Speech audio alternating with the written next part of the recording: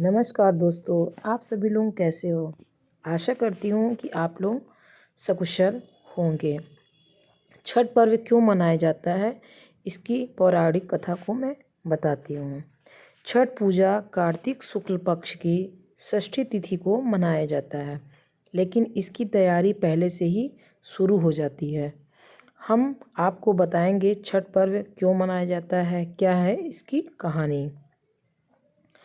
छठ का पर्व हर साल कार्तिक शुक्ल पक्ष की षष्ठी तिथि को मनाया जाता है, लेकिन इससे जुड़े रीति रिवाज और परंपराएं चतुर्थी तिथि से ही शुरू हो जाती हैं।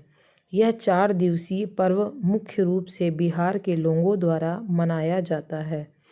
इस दौरान सूर्य को अर्घ्य देने की परंपरा है। कहते हैं जो भक्त सच्चे मन से छठ पूजा करता है उसके सारे दुख दूर हो जाते हैं। मैं आपको छठ पूजा की व्रत कथा का विस्तार से वर्णन कर रही हूँ।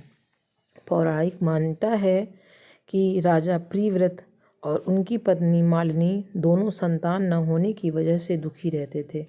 एक समय उन्होंने संतान प्राप्ति के लिए महर्षि कश्यप से पुत्रेष्ट यज्ञ करवाया। यज्ञ की समाप्ति पर महर्षि ने मालिनी को खीर खाने के लिए दी।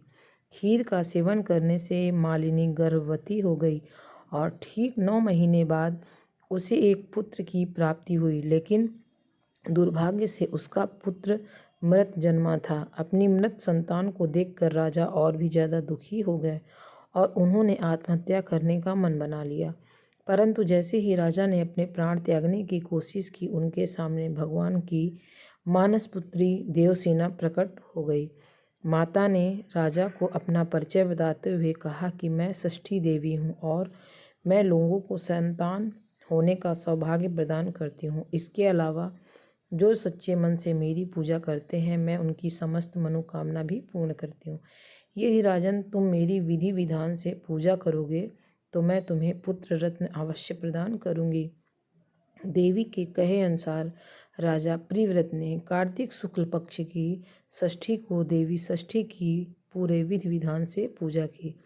इस पूजा के फलस्वरूप रानी मालिनी फिर गर्भवती हुई और उन्होंने एक सुंदर पुत्र को जन्म दिया। कहते हैं तभी से छठ का पावन पर्व मनाए जाने की परंपरा शुरू हो गई है।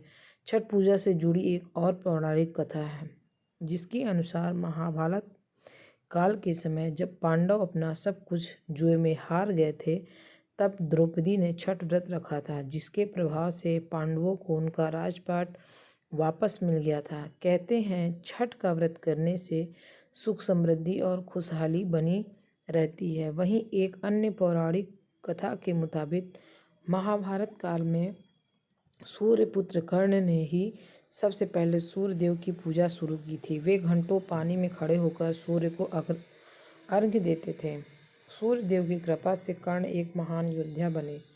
आज भी छठ में सूर्य को अर्घ्य देने की परंपरा चली आ रही है। आपको ये कथा कैसी लगी मुझे कमेंट करके ज़रूर बताइएगा। हर हर महादेव।